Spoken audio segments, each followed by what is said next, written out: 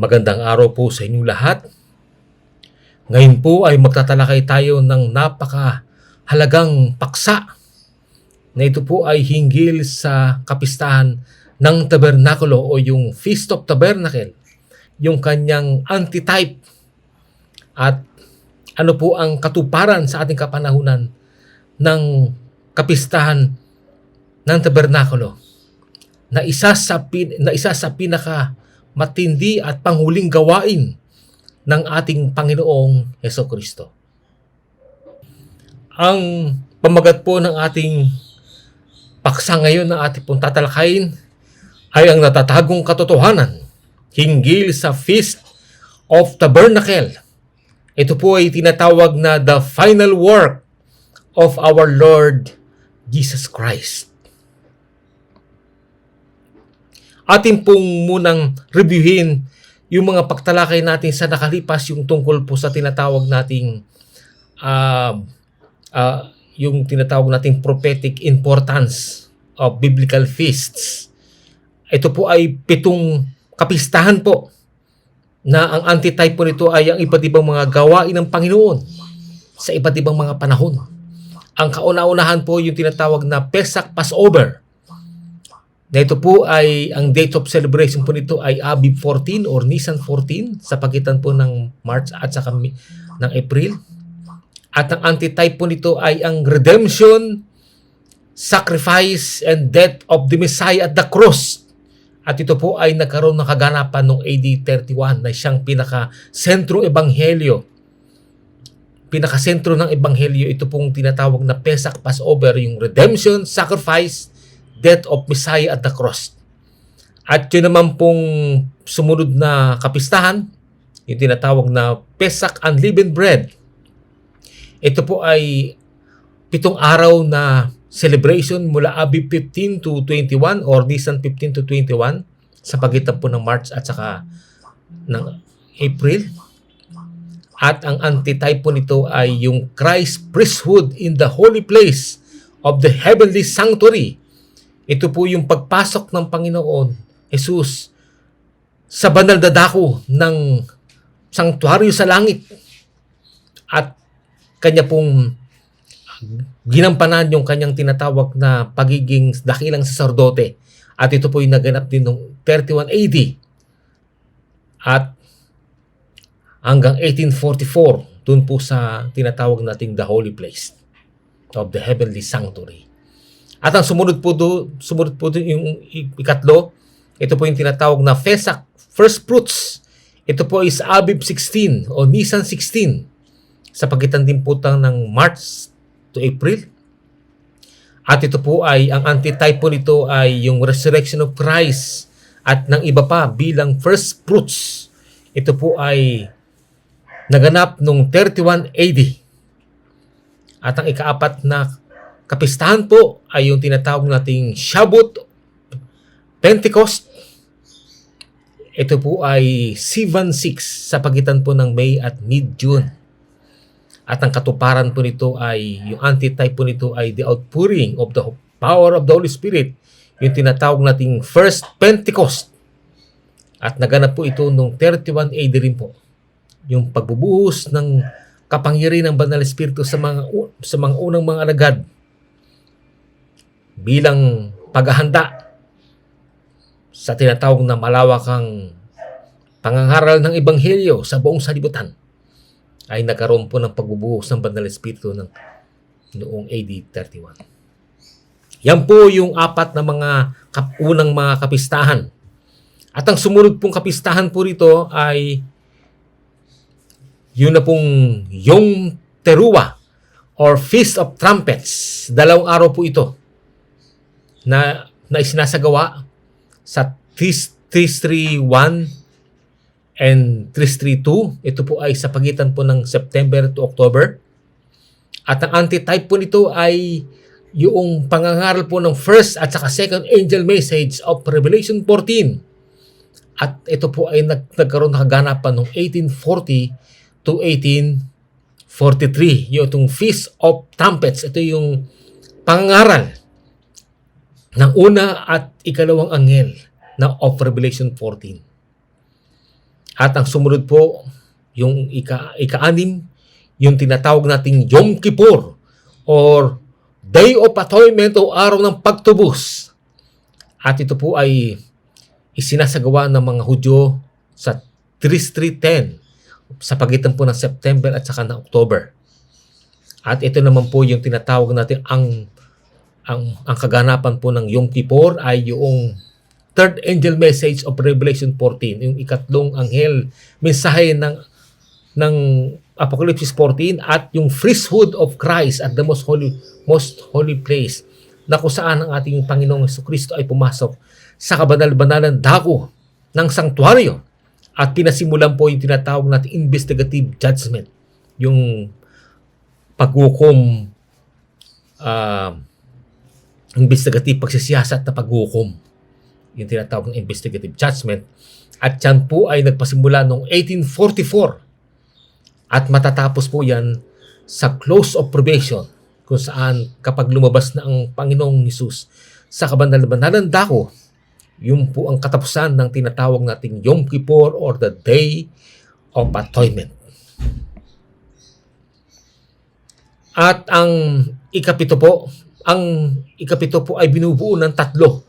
Ang tawag po dito ay Feast of Tabernacle. Ito po yung atin na pong tatalakayin ngayon. Itong Feast of Tabernacle. At binubuo po ito ng tatlo. Ito po yung tinatawag na Sukkot o yung Feast of Harvests, Feast of Ingathering or Feast of Tabernacles.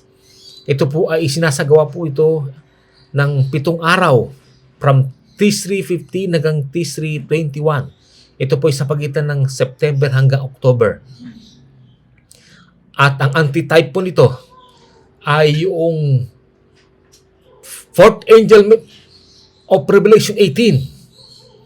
Yung tinatawag nating loud cry of the third angel, yung separation harvest message, separation of wheat and tares, separation of wheat and chaffs. Kasama na rin po rito yung purification of the gold from the dross, so yung outpouring of the latter rain message, in investigative judgment for the living. Ito po ay yung pagpapasimula ng paghukom naman para sa mga buhay.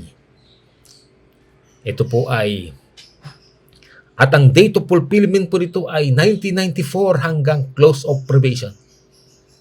Hanggang sa pagkasara. 1994, nagpasimula po yung tinatawag nating separation o yung harvest message hanggang sa close of probation. At ang isa pa pong bahagi ng Feast of Tabernacle ay yung tinatawag nating Shemini Atzeret. Ito po yung 8th great day, yung prayer for rain. Ito po ay ikawalong araw po ito. Ikawalong araw po ginagawa. After po ng 7, yung 7 araw ng Feast of Harvests, ikaapat po ito. Ito yung tinatawag natin, ito po yung ginagawa ng Tishrei 22. October po ito. At ito po yung tinatawag nating outpouring of the latter rain power o yung sealing of the 144,000. Ito po yung actual na pagtatatak na. Kapag natatakan na po ang 144,000, ibubuhos po yung latter rain power. Yung tinatawag nating Second Pentecost. At ito po ay magaganap near the close of probation. Pag malapit na po, napakalapit na ng pagkasara ng pinto ng awa, doon po magaganap po yan. At ang pinakalas po yung tinatawag nating Simchat Torah. Ito po ay ikasyam na araw, next day after Shemini Atzeret. Ito po ay Tishrei 23. Ito po ay sinasagawa sa buwan ng October. Ang tawag po rito ay the final harvest, yung second coming of Christ. Yan po ang antitype nito, yung panghuling harvest. At ang ikalawang pagparito ng ating Panginoon. Yan po ay magaganap 1 year after the close of probation. Isang taon pagkatapos na magsara po ang pinto ng awa. Kaya yan po ang tinatawag nating pitong kapistahan. Ang tawag po dyan ay 7 biblical feasts na ito po ay mga gawain ng ating Panginoong Jesucristo. Ang katanungan po ay bakit dapat po nating itong pag-aralan? Ang sabi sa atin sa Levitico 23 verse 2 o sa Levitico 23 verse 4, ang sabi po, salitain mo sa mga anak ni Israel at sabihin mo, sa kanila ang mga takdang kapistahan sa Panginoon na inyong itatanyag na mga banal na pagpupulong, ay mga ito nga ang aking mga takdang kapistahan. Ito po ay tinatawag na takdang kapistahan ng Diyos o tinatawag na God's appointed feasts. God's appointed feasts. Ang sabi pa po sa atin sa Upward Look 232, ang mga kapistahan, ang Pasko, ang Pentecoste at ang Pista ng Tabernakulo at mga seremonya na kasangkot sa mga pagtitipong ito ay upang ipahayag ang mga katotohanan na ipinagkatiwala ng Diyos sa kanyang bayan. Ang purpose pala ng mga iba't ibang mga biblical feasts, yung 7 biblical feasts po, ito po pala ay upang ipahayag ang mga katotohanan na pinagkatiwala ng Diyos sa kanyang bayan. At ang sabi sa Desire of Ages, page 77, ang mga seremonya ng kapistahan ay mga anino ng gawain ni Kristo. So yung palang 7 kapistahan pong yun mula Passover hanggang sa pinakauli po. Yung pala ay tinatawag na mga anino ng gawain ng ating Panginoong Jesucristo. Malinaw po na ang kapistang iyon ay mga katotohanan na pinagkatiwala ng Diyos sa kanyang bayan at mga anino ng gawain ni Kristo. Ang sabi sa atin sa Acts of the Apostles, page 14, the whole system of types and symbols was a compacted prophecy of the gospel, a presentation in which were bound up the promises of redemption. Sa Tagalog po, ang buong sistema ng mga anino at mga simbolo ay isang siksik o masinsin na propesiya ng Ebanghelyo. Ang paghahayag kung saan nakapaloob o nakatali dito ang mga pangako ng pagtubos.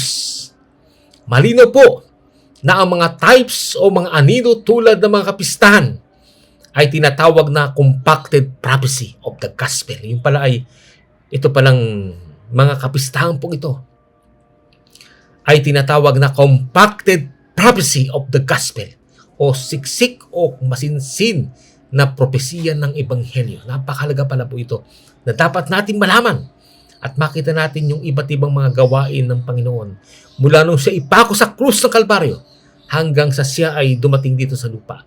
Yan po ay inaaninuhan ng 7 biblical feasts, yung mga kapistahan sa banal na kasulatan. At ano po ba ang Feast of Tabernacle or yung Harvest Feasts? Ito po yung ating tatalakayin ngayon. Ito po ay binubuo ng 3 kapistahan. Una po ay yung tinatawag nating Sukot, yung Feast of Harvest or Feast of Ingathering, Feast of Tabernacles. Ito po ay 7 days. Ang pinaka-main event po nito. At sunod po yung Shemini Atzeret. Ito yung 8th great day, yung Prayer for Rain. 8 araw po. At yung 9 na araw, yung the next day, after Shemini Atzeret, ito yung tinatawag na Simchat Torah. Ito po ay 9. At ang mga mga Bible verses po natin dito, Exodus 23:16, 34:22, Leviticus 23:34-43, Bilang 29:12-40, Deuteronomy 16:13-15, Esdra 3:4, and Nehemiah 8:13-18. Yan po ang mga supporting verses para po dito sa tinatawag na the Feast of Tabernacle or yung Harvest Feasts. Yan po. Muna po ay ating pong talakay yung tinatawag nating Sukot o unang kaganapan ng Feast of Tabernacles. Ano po yung Sukot or Feast of Tabernacle? Ang Feast of Tabernacle po or Sukot or Feast of Booths is a week-long fall festival commemorating the 40-year journey of the Israelites in the wilderness. It is called Feast of Harvest o yung kapistahan ng pag-ani. Ito pala ay tumutukoy sa 40-year na journey. Ito po ay parang pag-aalaala sa 40 taong paglalakbay ng mga Israelita sa wilderness. It is called Feast of Harvest. Tinatawag po itong kapistahan ng pag-aani. Ito po ay tinatawag na Sukkot or Feast of Harvest, Feast of Tabernacles, o traditional Ashkenazi,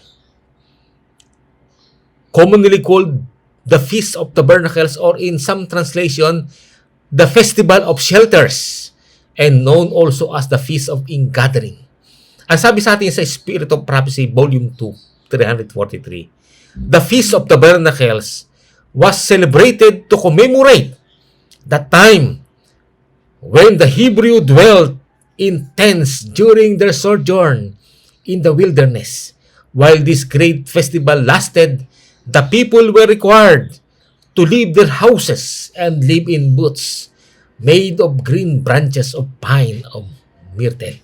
Ito po ay sa panahon pong ito, habang nag-aani ang mga Israelita ay pansamantala silang tumitira dito sa tinatawag nating mga booths, o ang tawag po rito ay suka.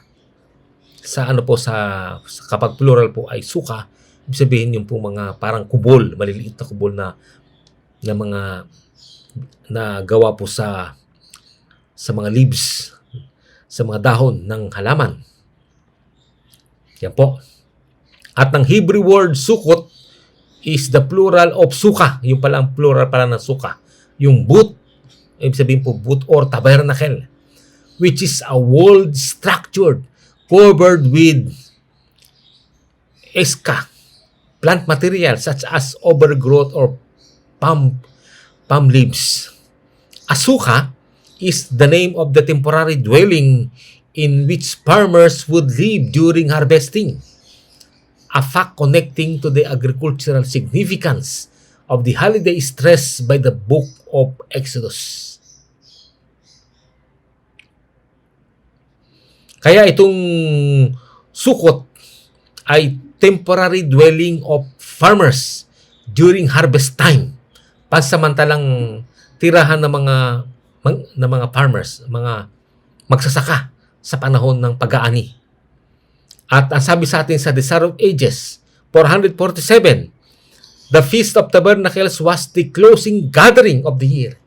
It was God's design that at this time, the people should reflect on His goodness and mercy. Ang kapistahan ng tabernakulo ay ang nagtatapos na pagtitipon ng taon. Ito ay dinisenyo ng Diyos that nasa panahong ito, ang kanyang bayan ay dapat mag-reflect o magmuni-muni ng kanyang kabutihan at kahabagan. Kaya yan po ang ilan sa mga larawan ng pag-celebrate ng mga Israelita sa panahon ng tinatawag nating Sukkot. At ito po ay sinasagawa tuwing ika-7 buwan of ika-15th hanggang ika-21st ng Tishri o Tishri 15 to 21. 7 araw po ito isinasagawa. Kaya ang sabi po sa atin sa Desire of Ages 448, the feast continued for 7 days. Yun po. At ang pagdiriwang ito ay may kinalaman sa tinatawag nating pag-ani. Ang sabi po sa atin sa Eternity Past 389, ang sabi po, the Feast of Tabernacles not only pointed back to the wilderness sojourn, but forward to the great day of final ingathering. The Lord shall send forth His reapers to gather the tares in bundles for the fire, and to gather the wheat into His garner. And that time the wicked will be destroyed. They will become as though they had not been. Obadiah 16. And every voice in the whole universe will unite in joyful praise to God. Napakalino po ang description ng tinatawag na Feast of Tabernacles na binabanggit ng ating Panginoon. Kaya dito po ay ang kapistahan ng tabernakulo ay hindi lamang nakaturo, ito po ay sa Tagalog po ng Eternity Past, page 389. Ang kapistahan ng tabernakulo ay hindi lamang nakaturo pabalik sa paglalakbay sa ilang ng mga Israelita, kundi pasalong sa dakilang araw ng panguling pagtitipon. Isusugo ng Panginoon ang kanyang mga ani upang tipunin ang mga pansirang damo sa mga bikis na nakaraan sa apoy at upang tipunin ang mga trigo sa kanyang bangan. Ito pala ay may kinalaman sa paghihiwalay ng trigo at ng iba at yung proseso ng tinatawag nating pag-aani. At ang panong iyan ang masasama ay pupuksain. Sila ay magiging wari bagang sila ay hindi nangabuhay. Obadiah 16. At bawat tinig sa buong sangsinukob ay makikiisa sa masayang pagpupuri sa Diyos. At makikita po natin ay mayroong ilang mga phases po. Tinatawag nating 3 phases. Itong Feast of Tabernacles. Ang sabi po sa atin, una, yung nabasa natin kanina, the Lord shall send forth His reapers to gather the tares in bundles for the fire and to gather the wheat into His garner. Ito po ay tumutukoy sa separation of wheat and tares. Separation of wheat and chaff and separation of chaff that covers the wheat to produce pure wheat. Ito po ay may kinalaman sa pag-aani, sa paghiwalay ng trigo at ipa at trigo at pansirang damo. Paghiwalay ng trigo at ipa at paghiwalay ng ipa na nakabalot sa trigo upang makapag-produce ng dalisay o pure wheat. At ang ikalawa po ay ang sabi po and that time the wicked will be destroyed. Ito po ay Eternity Past 389. Ito po ay may kinalaman sa pagbubuhos naman ng 7 huling salot o yung tinatawag na pouring of the 7 last plagues na kung saan wawasakin ng Panginoon ang masasama. At ang sabi po sa atin sa Obadiah 16, kasi nabanggit po sa text pong yun ni Ellen G. White yung Obadiah 16. Ang sabi po rito, sapagkat kung paanong kayo nagsisiinom sa aking banal na bundok, gayon magsisiinom na palagi ang lahat ng bansa. Oo, sila'y magsisiinom at magsisitungga at magiging wari bagang sila'y hindi nangabuhay. So dito po ay may dalawang grupo na magsisiinom. Yung isa po ay magsisiinom sa banal na bundok ng Diyos. Ito po ay ang mga lingkod ng Diyos ay iinom ng tubig ng huling ulan o nagpapasariwang presensya ng Panginoong Hesus. Ang tawag po dito ay pagbubuhos ng kapangyarihan ng huling ulan o the latter rain power na magiging pantong ng proteksyon sa panahon ng kabagabagan. At ang isa pa po, isang grupo po ay magsisiinom din. Ito po ay ang sabi po doon ay sila'y magsisiinom. Ang lahat ng mga bansa ay magsisiinom o magsisitungga. Hindi nang nagpapasariwang kapangyarihan ng Panginoon, kundi yung alak na kagalitan naman ng Diyos na walang awa ang tinatawag nating 7 huling salot. Ito po ay mababasa natin sa Jeremias 49 verse 12, Jeremias 25:15-16, Awit 75:8-9, Apocalypse 16, Isaiah 8:9-10, Isaiah 42:14, Isaiah 49:25-26 at Jeremias 25:27-29. Ito po kung saan ang mga lahat ng bansa ay magsisiinom sila o magsisitungga sila ng alak na kagalitan ng Diyos na walang awa, walang halong awa. Ito po ang pagwasak at paglipol sa kanila. Pagbibigay ng matinding parusa sa magitan ng pagbubuhos po ng 7 huling salot na ibubuhos ng Panginoon na walang halong awa. At ang pangatlo pong bahagi ng tinatawag nating kapistahan ng Tabernakulo o yung Feast of Tabernacle ay ang sabi po, at bawat tinig sa buong sangsinukob ay makikiisa sa masayang pagpupuri sa Diyos. Eternity Past 389. Ito po ay magaganap naman sa pagparito ng Panginoong Hesus at kapag ang mga banal o matutuwid ay dinala na sa langit ay magkakaroon ng malaking kagalakan at maluwalhating pagpupuri sa kordero ng Diyos, ang ating Panginoong Hesus. Kaya po doon po ay luluwalhatiin ng lubusan ng ating Panginoong Hesus at itatanghal siya bilang Christ all in all. Si Kristo ang lahat sa lahat. Ito po yung tinatawag na victorious o maluwalhating pagpupuri o kasiyahan bilang katuparan ng tinatawag nating ng Feast of Tabernacle. Bilang panguling katuparan ng Feast of Tabernacle. Saan po tumutukoy ang dakilang araw ng panguling pagtitipon na binabanggit po doon sa Eternity Past 389 na ang sabi po ang kapistahan ng tabernakulo ay hindi lamang nakaturo pabalik sa paglalakbay sa ilang ng mga Israelita, kundi pasulong sa dakilang araw ng panguling pagtitipon. Meron pong binabanggit dito pong pagtitipon. Panguling pagtitipon o yung gathering. Ano itong panahon ng pagtitipon na ito? Ang sabi sa atin sa Early Writings Tagalog 89, ipinakita sa akin ng Panginoon na iniunat niya ang kanyang kamay sa ikalawa upang bawiin ang nalabi sa kanyang bayan at ang mga pagsisikap ay dapat pag-ibayuhin sa panahong ito ng pagtitipon. Meron pong binabanggit na panahong ng pagtitipon na kung saan ang kamay ng Panginoon ay kanyang iunat ang kanyang kamay upang bawiin ang nalabi sa kanyang bayan. At ang mga pagsisikap ay dapat pag-ibayuhin sa panahong ito ng pagtitipon. Ano po ito?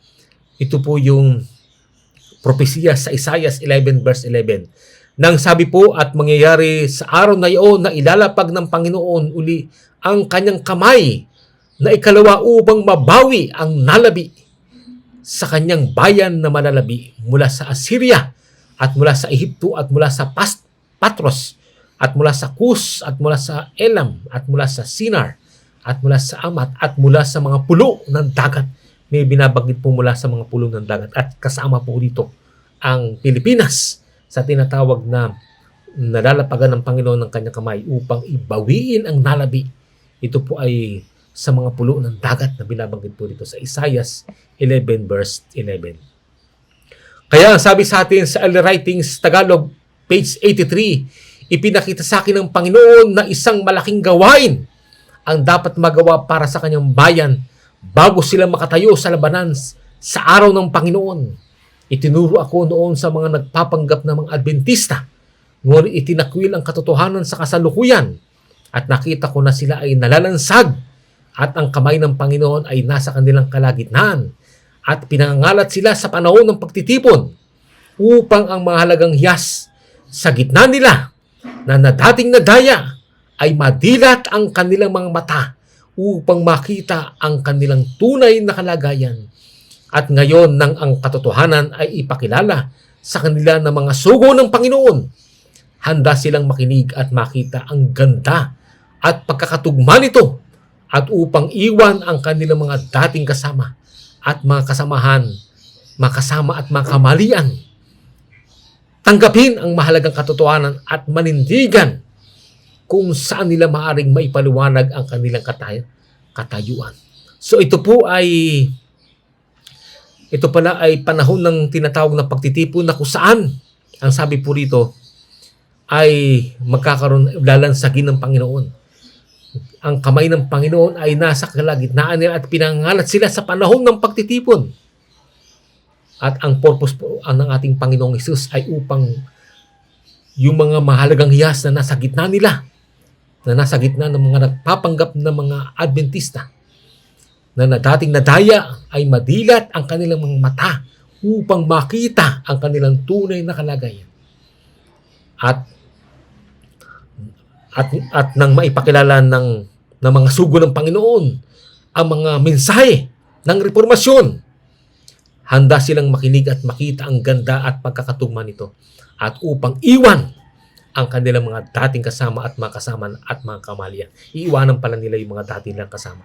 Dating mga kasamang mga sa membership sa church, mga members sa church, iiwanan po nila.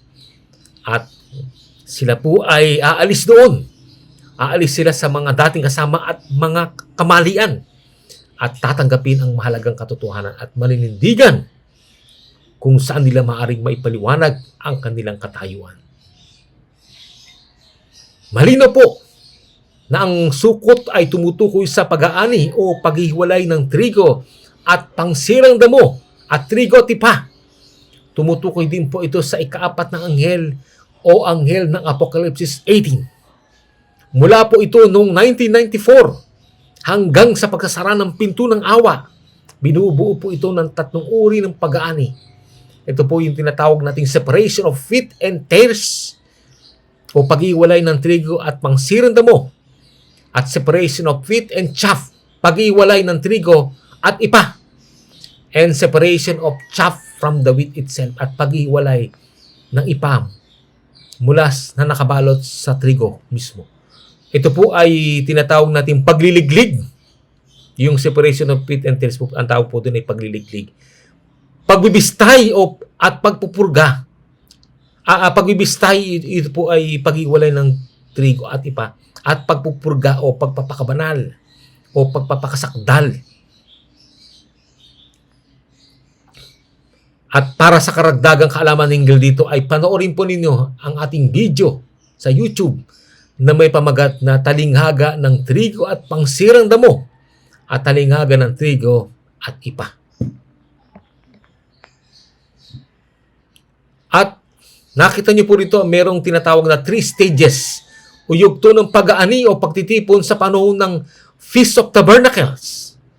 Una po, nakita natin kanina, yung pong separation of wheat and tares. Ito po ay tinatawag na paggapas o pagliliglig. Paggapas, gagapasin. At pagliliglig po, para mahiwalay po yung trigo mula sa pangsirang damo. At ang ikalawa po ay separation of wheat and chaff. Ito po ay pagbibistay o pagpapahangin para matanggal naman yung mga ipa na napasama po sa trigo. At yun naman pong isa ay tinatawag natin separation of chaff from the wheat itself, pag-iwalay ng ipa na nakabalot sa trigo mismo.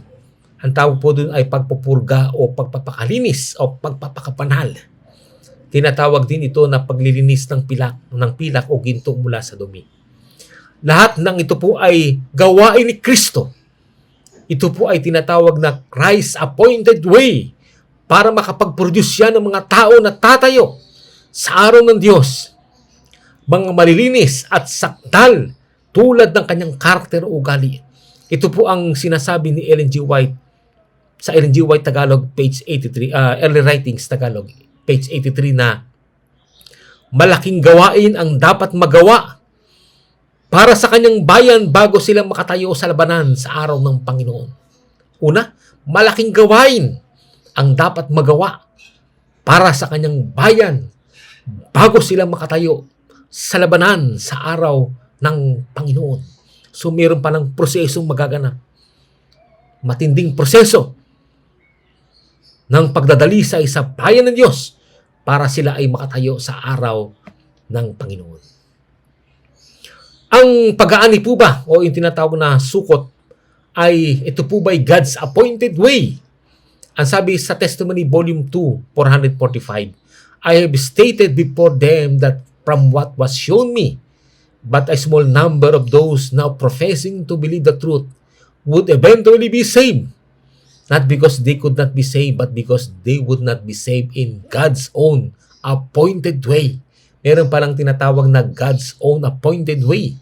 Sa Tagalog po, sinabi ko sa kanila na mula sa ipinakita sa akin na maliit lamang ng mga nagpapanggap o nagpapahayag na naniniwala sa katotohanan ang kalaunay maliligtas. Hindi sapagkat na sila ay hindi maaring maligtas, kundi dahil hindi sila maliligtas sa sariling taktang paraan ng Diyos. Meron palang tinatawag na sariling taktang paraan ng Diyos. At ano po itong God's appointed way na ito? Ang sabi po sa Testimony to Ministers, page 41, tares will appear among the wheat, but it would do more harm to weed out the tare, unless in God's appointed way than to leave them alone. Ang pansirang damo ay mahayag sa gitna ng mga trigo. Subalit, makagagawa ito ng higit na pinsala. Dabunutin ang mga pansirang damo liban sa taktang paraan ng Diyos kaysa sa iwanan sila ng gayon. Maliwanag po na ang pag-aani ay tinatawag na God's own appointed way. At bakit may paghiwalay o pag-aani? Ang sabi sa letter 2, 1851, nakita ko na iwalay ng Diyos ang mahalaga mula sa masama. Magkakaroon ng katotohanan ng bagay na mula sa Diyos upang tumawag ng pagpapasya, o ang masama ay walang disposisyon upang tanggapin ang panawagan para magpasya. Subalit may hiwalay mula sa mahalaga sa magitan ng pagtanggap ng katotohanan ito ng mahalaga. Gagawa ang Diyos sa mga mahiwagang pamaraan upang iligtas ang mga tunay at tapat. Ang layunin pala ng pag-aani ay upang iligtas ang mga tunay at tapat. At talagang magkakaroon po ng paghiwalay, ihiwalay ng Diyos ang mahalaga mula sa masama. At paano po magkakaroon ng paghiwalay? Ito po ay sa pamamagitan ng ng pagkakaloob ng mga bagong liwanag, ng mga katotohanan. Yung tinatawag na mga testing truth, o ito po yung tinatawag na loud cry message, mensahe ng malakas na sigaw, o yung tinatawag na mensahe ng huling ulan, yung latter rain message na ipinagkakalob ng Panginoon. Kapag pinagkalob po ito, ay magkakaroon paghihiwalay. Maghihiwalay po ang trigo at pansirang damo. At ito pong trigo po ay tatanggapin yung mga mensahe na ipinagkakalob ng Panginoon. At yun naman po mga trigo ay tatanggi at hindi nila tatanggapin yung liwanag na ipinapakilala sa kanila. At paano po maghiwalay ang trigo at pansirang damo? Ang sabi po sa Last Day Events, page 69, ang bagong liwanag ay dumarating mula sa langit at mapapasa lahat ng bayan ng Diyos. Subalit mga pagkakabahagi ay darating sa iglesia. Dalawang grupo ay mabubuo. Ang trigo at pansirang damo ay lumalagong magkakasama para sa pag-aani. So makikita niyo po dito na merong tinatawag na may bagong liwanag na darating.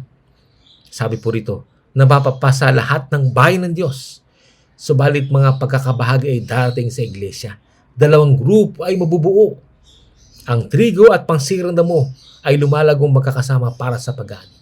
Kaya po yung pagdating ng bagong liwanag ay kapag ito po ay nireject, yung nag-reject po ay yung po ang tinatawag na pansirang damo.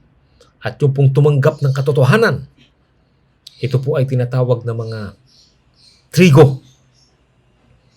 At ano po yung bagong liwanag na yun? Ito po ay tinatawag na latter rain message, o yung mensahe ng huling ulan. Latter rain message. Mensahe ng huling ulan. At ito po ay tinatawag na God's appointed way. Mateo 17:13-14. At pag-aralan po ninyo yung talingagan ng trigo at pansirang damo sa Mateo 13:24-43. At ang mga mensahe pong ito ay katulad ng mga prophetic message, mga mensahe tungkol sa propesya, yung separation message, yung mensahe ng paghihiwalay. At karamihan po dito ay may kinalaman sa tinatawag na mga talinghaga. Yung mga pinalawak na talinghaga ng Panginoon ay nagsisilbing mga separation message. At yun pong reformation message. Ito naman po yung mga reformasyon, yung mga standards, mga pamantayan na itinataas ng Panginoon, yung mga pamantayan. Ang tawag po dyan na reformation message. At yun naman po isa yung the most precious message. Ito naman po yung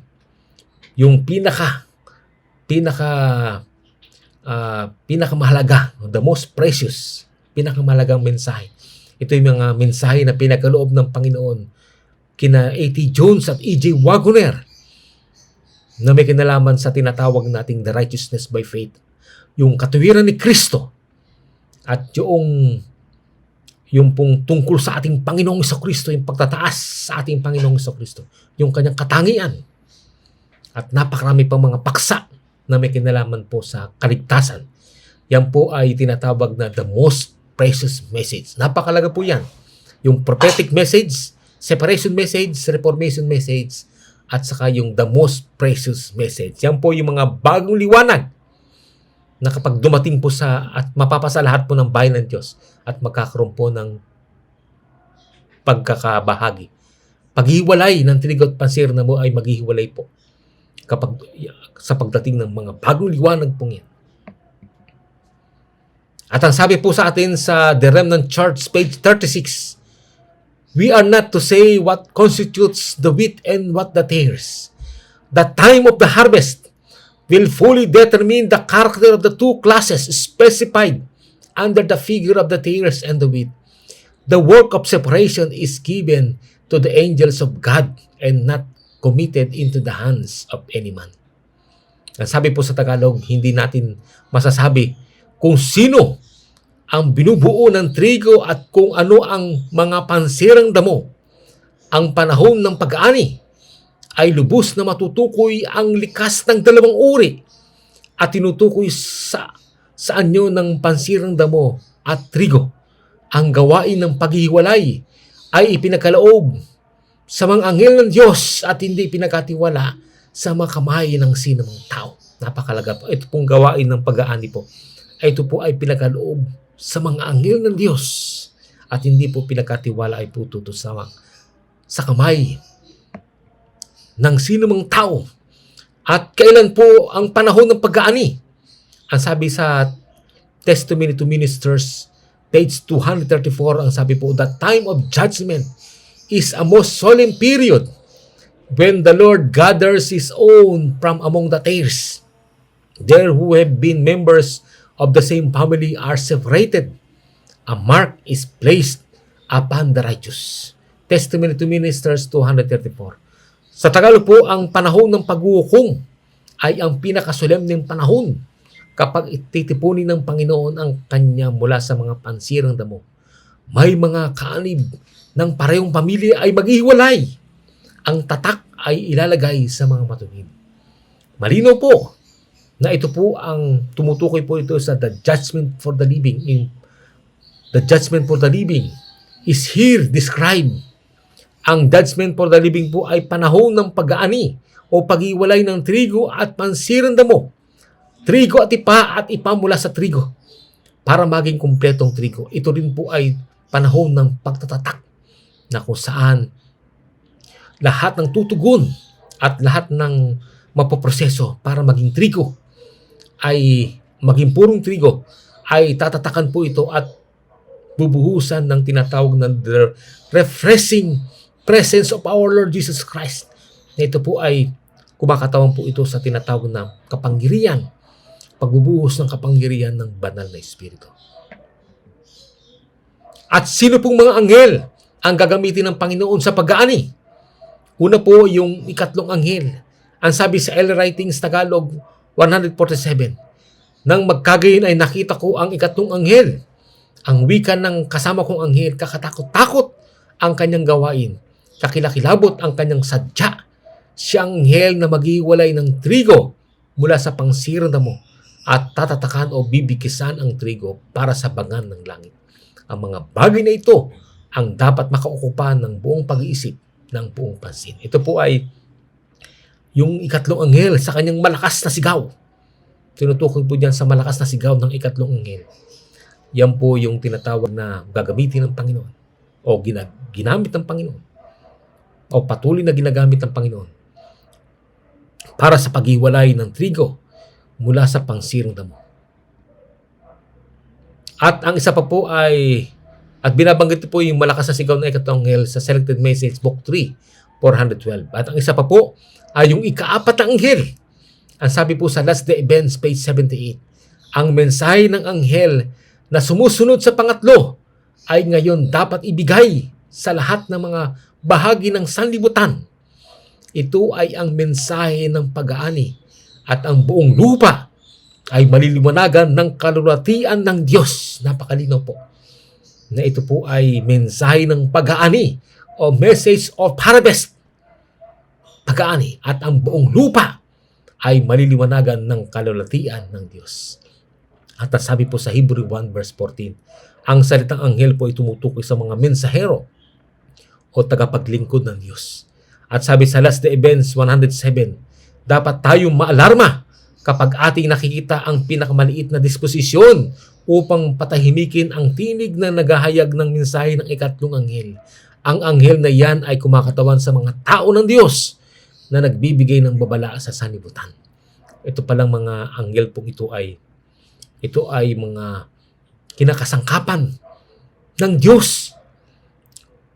Mga sugo, mga mensahero ng Panginoon, mga lingkod ng Panginoon na nagbibigay ng babala sa sanlibutan. At ano po ang mensahe ng malakas na sigaw ng ikatlong anghel at ng ikaapat na anghel? Ito po ay ang katwiran ni Kristo sa Last Day Events 984. Yung righteousness of Christ. Ito po yung mga mensahe na pinagkaloob ng Panginoon kina A.T. Jones at E.J. Wagner. At sa Last Day Events 179, yung pong pinalawak na kautusan ng Diyos. At sa Great Controversy 1884 edition 204, yung reforma hinggil sa Sabat at ang espiritual na kahulugan ng Sabat. At sa Councils on Diet and Food, page 32, ito naman po ay tumutukoy sa reforma hinggil sa kalusugan.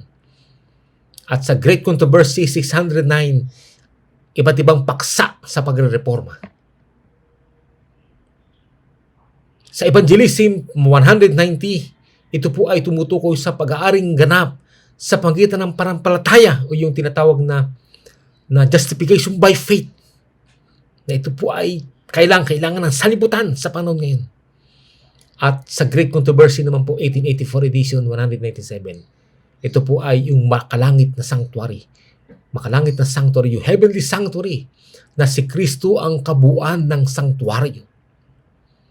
At ang isa pa po ay sa Review and Herald, December 6, 1892 at Bible Commentary, Volume 7, 985, Last Day Events, page 78. Ito naman po yung paglilinis at pag-iwalay, ang mensahe ng pag-aani. Kasama po dito ang mga pinalawak na talinghaga ng ating Panginoong Hesus. At sa Great Controversy 1884 edition, page 314, ito naman po yung mga paglantad ng mga kasalanan ng Babylonia na katatakot na ibubunga ng pakikiisa ng Iglesia at Estado. Katulad po ng New World Order, Ekumenismo, World Council of Churches at controversial na issue hinggil sa COVID-19 vaccination, poison, at iba pa. At kasama rin po yung mga propesya sa Aklat ni Daniel at Apokalipsis. Fundamental Christian Education 473, kasama na po dito ang 6,000 years na nakasentro at nakapaloob sa kalulatian ng Panginoon. At sa Great Controversy 1884 edition naman po, page 214, sa Great Controversy Tagalog 524 at Great Controversy Tagalog 526 to 527, yung mabilis na paglago ng kapangyarihan ng kapapan ay ibubunyag. Kaya meron po mga nangangaral po ngayon na binubunyag yung paglago at kapangyarihan ng kapapan. At sa Great Controversy Tagalog 527, yung mabilis na paglago ng espiritualismo o ang hayop na mula sa kaliliman at three frogs. At iba't ibang mensahe ng reformasyon hinggil sa pamantayan at spatial truth o natatanging katotohanan. Great Controversy 609. Lahat ng mga ito ay pagtataas kay Kristo nakasentro sa dakilang katotohanan, si Kristo at siya na napako. Yan po ay sa Gospel Workers 158-159, letter 1895 at Evangelism 187. Ang sabi po sa atin sa Testimony to Ministers 387, Jesus Christ is everything to us, the first, the last, the best in everything. Si Jesucristo ay bawat bagay sa atin, ang una, ang huli, ang pinakamabuti sa bawat bagay. Yan po yung grand na mensahe na dapat malaman ng mga tao sa panahon natin ngayon. At ang sabi sa Review and Herald, September 29, 1896, Christ and Him crucified is the message God would have His servants sound through the length and breadth of the world. the law and the gospel will then be presented as a perfect whole. Sa Tagalog po, si Kristo at siya na napako ay ang mensahe na dapat na nais ng Diyos na ipatunog ng kanyang mga lingkod sa buong haba at hawak at lawak ng sanlibutan. Ang kautusan at ang ebanghelyo ay ipepresenta bilang sakdal na buo. Ano po yun? Yung Christ and Him crucified. Yun po ang mensahe na nais ng Panginoon, na nais ng Diyos na ipatunog ng kanyang mga lingkod sa buong haba at lawak ng sanlibutan. Napakatindi po ito.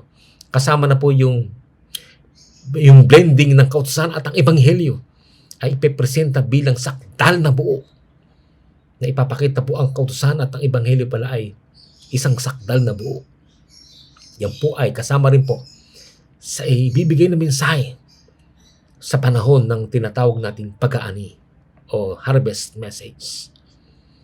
At ang sabi sa atin sa Testimony Volume 4, 394, no discourse should ever be presented without presenting Christ and Him crucified as the foundation of the gospel.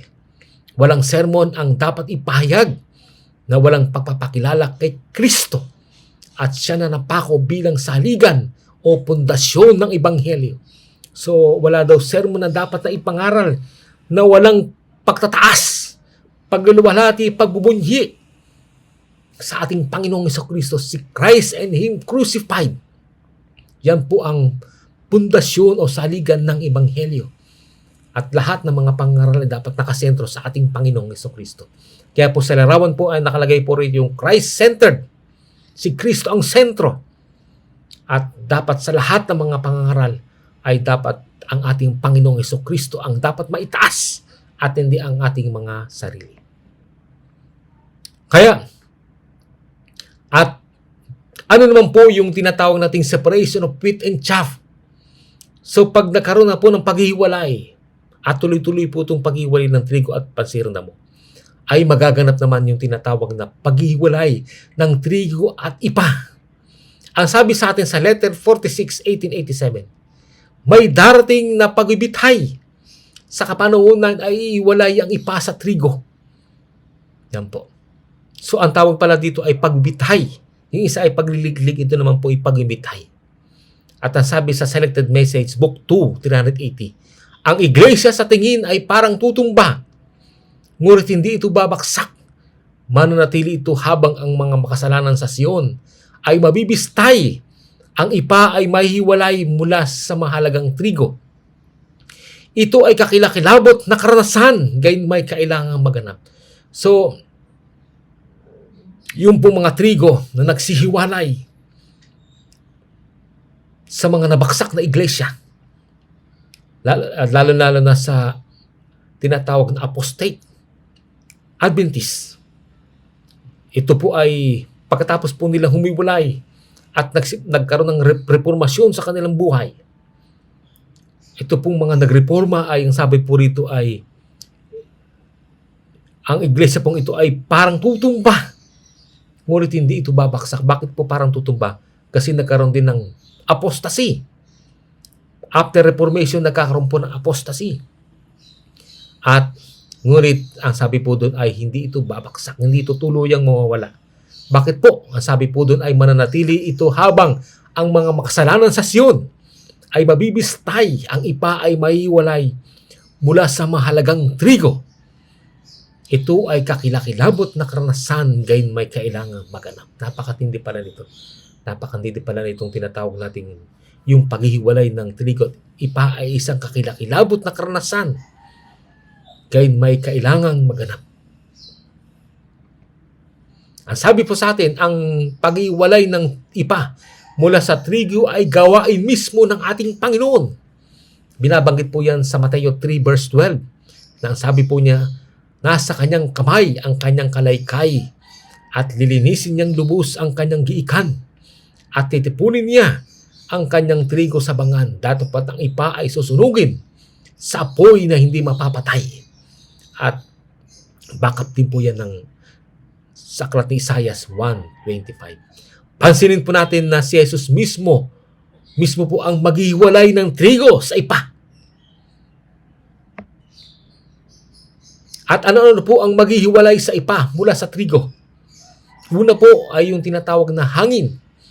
Ang sabi sa atin sa awit 1 verse 4, kundi parang ipa na itinataboy ng hangin.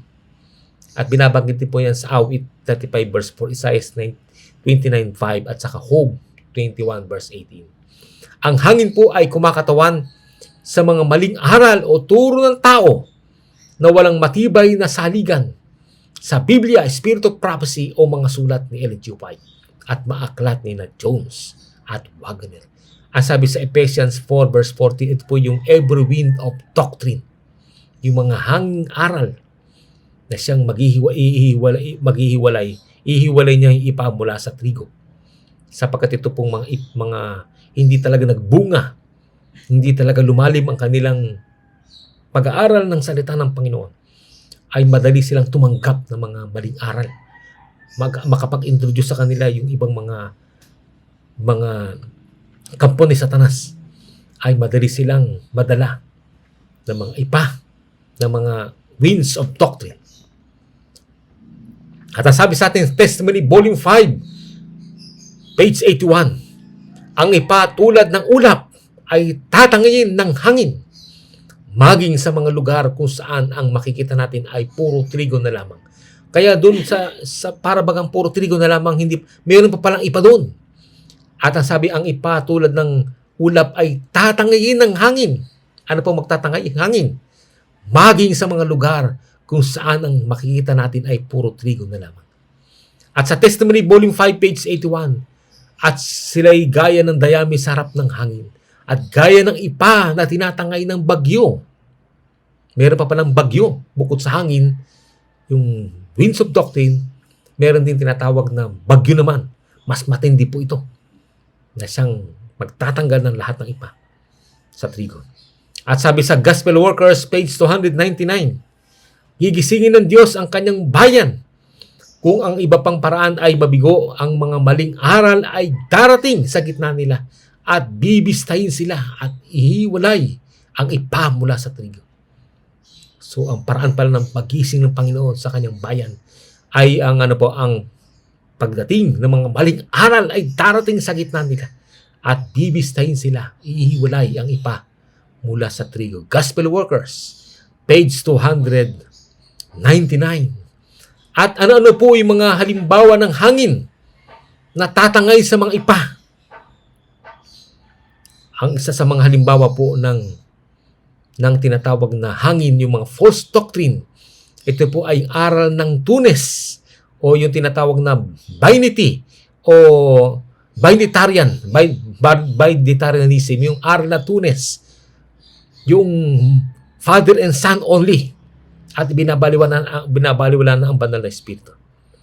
Ito po ay yung aral na Tunes na ito po ay dumating po itong aral na ito sa iba't ibang mga home churches at sa mga nagrereforma, at napakarami po ang tumanggap ng mga maling aral na ito. Yung aral na Tunes o yung binity. Tinanggap po ito ng napakarami. Ang tama po ay heavenly trio. Yun po ang tamang aral ng Panginoon. At ang ikalawa po, yung lunar Sabbath. Yung lunar Sabbath po ay humihip din po yan. At marami po ang naniwala sa lunar Sabbath. At marami nung matanggap pong ito ay sila ay mga naging ipa. Hindi sila naging trigo, kundi sila inilipad ng hangin. At kasama puro yung paniniwala na si Kristo ay tao lang at hindi Diyos. Meron kasing nagtuturo din, may mga aral dumating din po sa mga nagrereforma na si Kristo ay tao lang at hindi Diyos. Nakakalungkot po yun. At meron naman po ay aral po na sunrise to sunset, Sabbath doctrine, na ang pangingilin daw ng Sabbath ay mula sa pagsikat at paglubog. Yan po ay false doctrine. Maling aral po yan. At kapag pinaniwalaan po natin yan, ay tayo po ay tatanghin tulad ng ipa. At kasama rin po yung paniniwala na yung sacred name doctrine. Ano po yung sacred name doctrine? Ito po ay na ang pangalan daw ay yung Yahweh, Yawa, Yahawa, Yawa, Yaba at iba pa. Ang tawag po din mga secreting doctrine, dumating din po yan at naparami mga reformador ang napaniwala sa mga hanging aral na yan.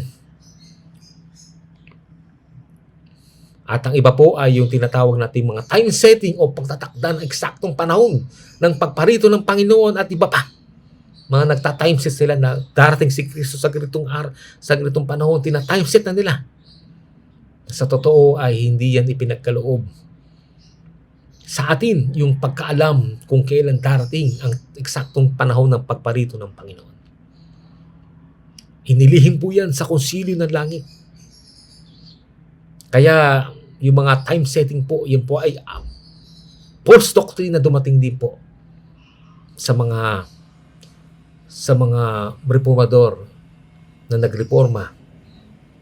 At ang isa pa po ay si Kristo ay anak ng Diyos tulad ni Adan at mga anghel. Marami nagsasabi na ang Ama lang daw ang tunay na Diyos at si Kristo ay anak ng Diyos lamang. Tulad ng pagiging anak ng Diyos ni Adan at ng mga anghel. Merong ganyang mga nagtuturo na pinagpipilitan nila na iisa lang daw ang tunay na Diyos. Yun daw ay ang Ama lang. Ang Ama lang ang tunay na Diyos. At ang anak ay hindi tunay na Diyos, kundi anak ng Diyos. Na ang kalagayan ay tulad ng pagiging anak ni Adan at ng mga anghel. At ang meron pang isang paniniwala po, ang 144,000 ay pupunta pa ng literal na Israel, na kung saan yung mga nalabi ay pupunta sila sa literal na Israel, doon sa Jerusalem na literal, at doon sila pupunta at upang makipagdigma. Yan po ay maling aral din po yan. At ang ikasyam po ay ang 144,000 ay binubuo ng mga patay na bubuhayin ng Panginoon at marami pang iba. Napakarami pong mga maling aral pong kumakalat po ngayon sa panahon natin ngayon. Merong iba na nagsasabi na ang Panginoong Diyos ay anak ng Diyos lang at hindi sa Diyos anak. Yan po ay false doctrine. Na pag sinabi mo na ang anak ay hindi sa Diyos anak, para mo na tinatanggalan siya na si Kristo ay Diyos at minanan niya ang pagka-Diyos na galing sa ating Diyos Ama. Napakatinding kamalian po yan. At ang sabi po sa atin sa Gospel Workers 299, gigisingin ng Diyos ang kanyang bayan. Kung ang iba pang paraan ay mabigo, ang mga maling aral ay darating sa gitna nila at bibistahin sila at ihiwalay ang iba mula sa trigo. At yan po ay naganap na at kasalukuyan nagaganap. Napakarami pong mga nagreforma ay naniwala sa sari-saring mga bulaang aral. Mga aral ng mga demonyo at aral ni Satanas. Aral na nilikha ni Satanas para lindangin ang bayan ni Diyos at dalhin sila sa kapahamakan. Na kung sa totoo, parang kala mo parang mga totoo silang nagre-reformas. Ngunit sa totoo po ay gusto nilang dadalhin nila ang mga tao sa kapahamakan. Kapag tayo po ay naniwala sa mga maling aral na yan. Kaya sabi po sa atin sa Efeso 4 verse 14, upang tayo wag nang maging mga bata pa na nagpapahapay dito doon at dinadala sa magkakabila-kabila ng lahat ng hangin ng aral sa pagitan ng mga daya ng mga tao sa katusuhan ayon sa mga lalang ng kamalian.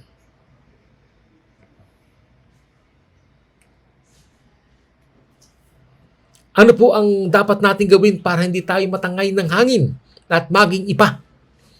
Ang sabi rito sa Colporteurs Ministry 130, yaong gumagawa ng maingat na pag-aaral ng mga tagubiling nakapaloob dito ay tatanggap nito mula sa Panginoon, ay maingatan mula sa pagtanggap ng maraming mga kamalian na ipinakikilala.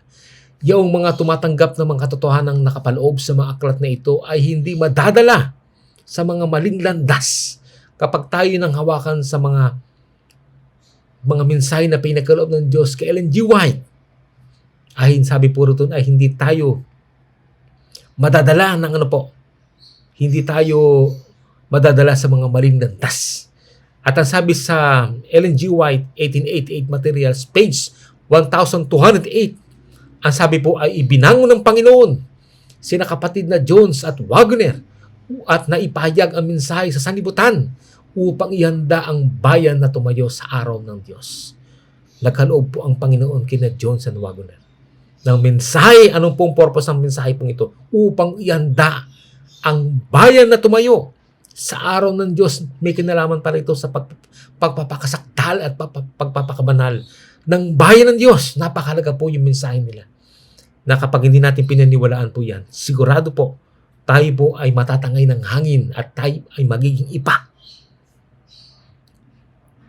At ang sabi po sa Ellen G. White, 1888 Materials, Volume 3, 1353, nagkaloob ang Diyos kinakapatid na Jones at Wagner ng mensahe para sa bayan. Kapag itinakwil ninyo ang mensahe na dala ng mga tao ito, ay tinatakwil ninyo si Kristo ang nagkaloob ng mensahe.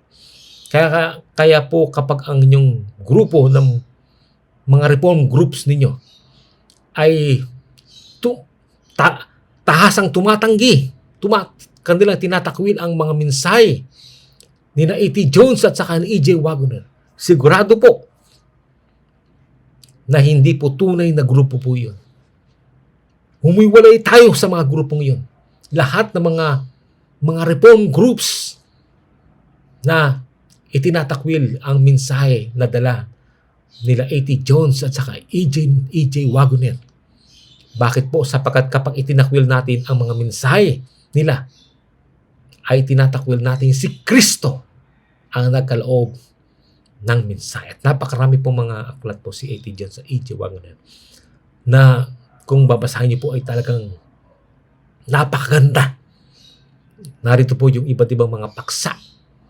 The Consecrated Way to Christian Perfection, Christ and His Righteousness, Wagner and Romans, Studies in the Book of Hebrews, yung Living by Faith, the Everlasting Covenant, Lessons on Faith, The Glad Tidings, at napakarami pang iba ng mga aklat po na inakda ni E.J. Wagner at A.T. Jones na ito po ay mga mensahe na pinagkaloob ng Diyos sa kanila upang sabi po doon, upang makatayo ang bayan ng Diyos sa araw ng Panginoon. At ano naman po ang mga paraan pa para maiwala yung ipa mula sa trigo? Ang sabi sa atin sa Elder Writings Tagalog 339, ito po ay sa pamamagitan ng kasakiman o kinang ng salapi. Ang sabi po, bawat sakim, mapag-imbot na tao ay malalaglag sa daan, kagaya ni Judas na ipinagbili ang kanyang Panginoon. Ipagbibili nila ang mabubuting simulain at ang isang dakila mapagbigay na hilig para sa konting pakinabang sa lupa. Ang lahat ng mga gayon ay mabibistay mula sa bayan ng Diyos. Kaya po yun naman pong iba ay gagamitin naman ng Satanas ay sa magitan ng salapi, mga suporta galing sa abroad, ay ipapadala dito sa mga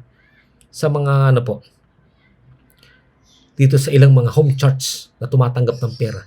At sila mismo ay mag-aaway dahil sa mga pera na ipinapadala. At umiral sa kanila yung kasakiman at sakinang na salapi. Sapagkat sasabihan sila ng mga ministry sa abroad na ito lamang ang inyong paniniwalaan. Huwag kayong maniniwala sa iba, ito lamang. Lilimitahan ang kanilang mga pag-aaral ng salita ng Diyos.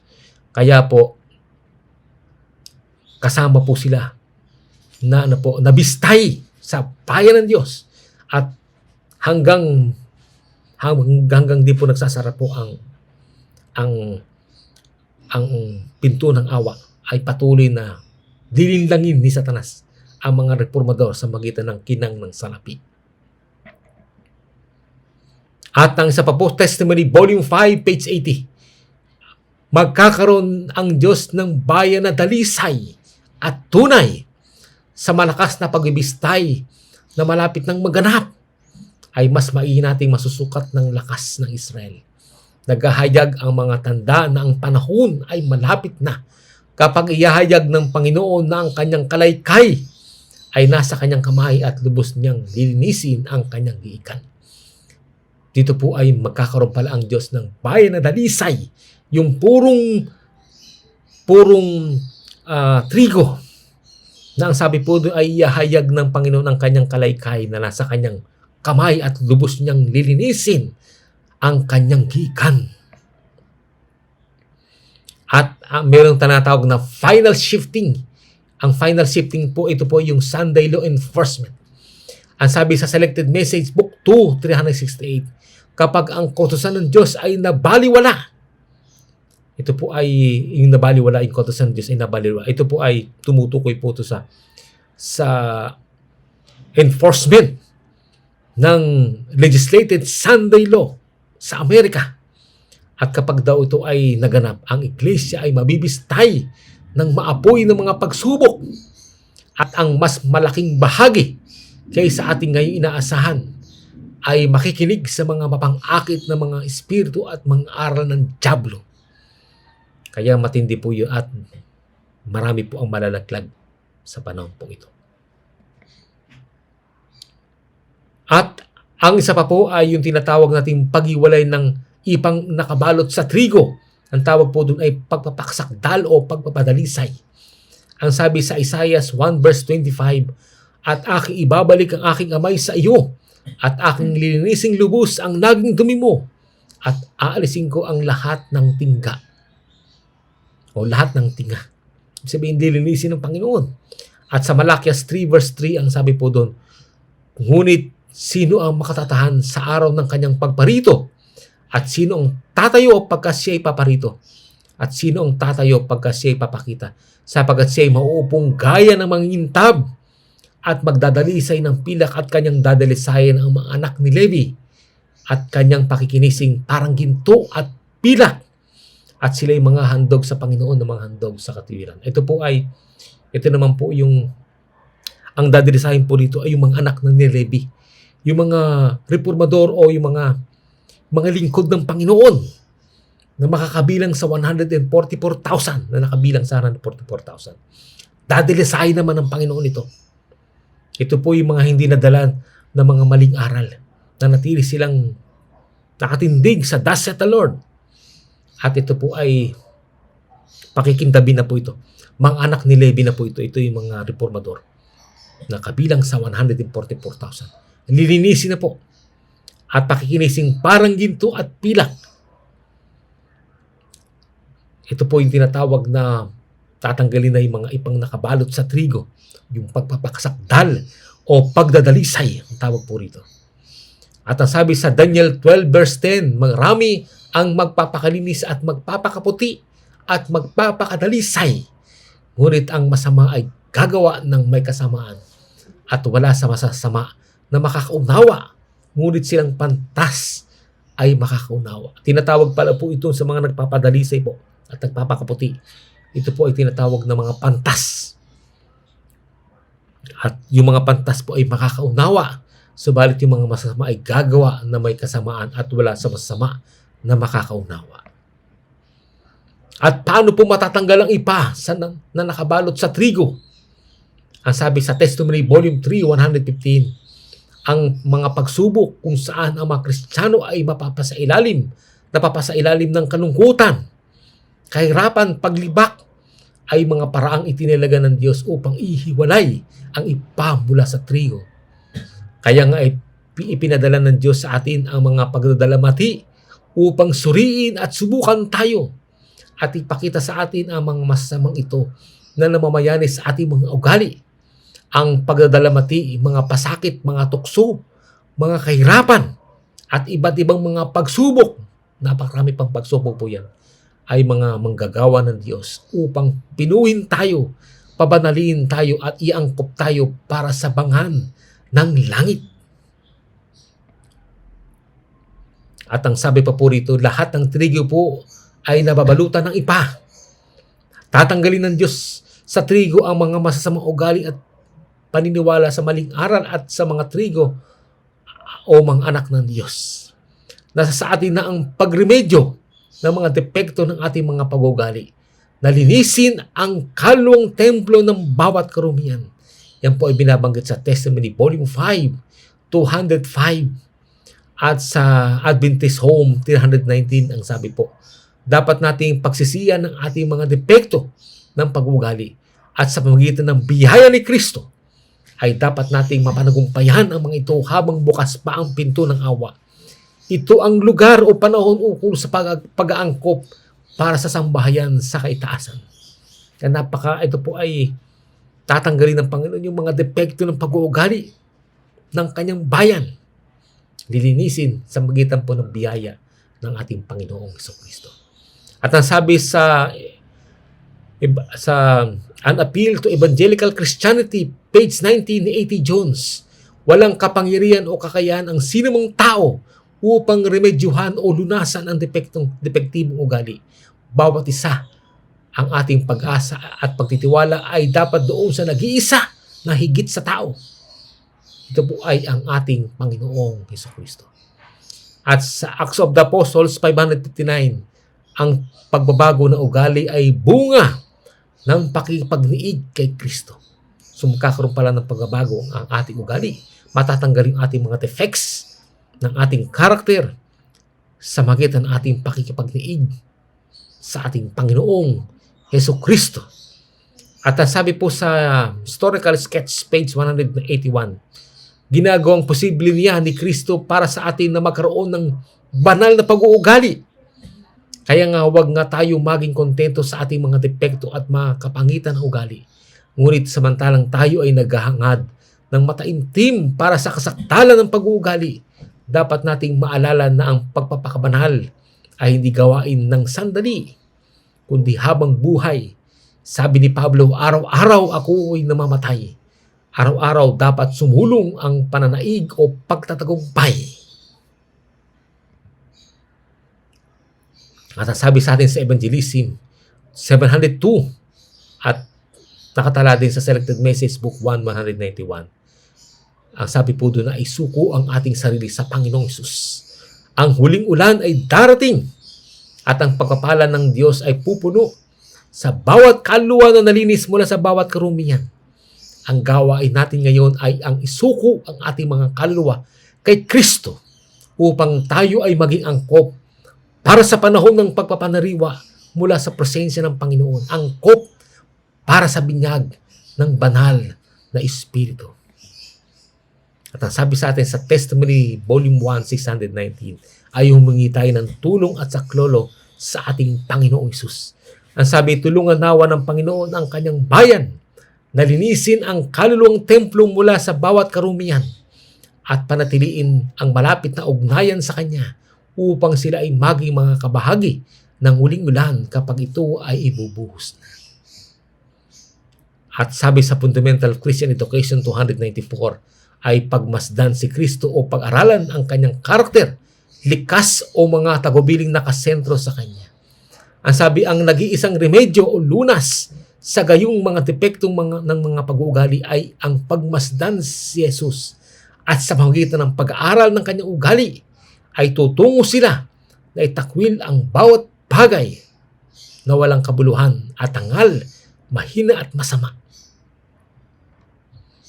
At ang sabi po sa atin ay, kaya po bago dumating ang panahon ng kabagabagan o bago pa magsara ang pinto ng awa, ay gagawin lahat ni Satanas na may kahit katiting na dungis na manatili sa mga hirang o mga lingkod upang hindi sila maligtas.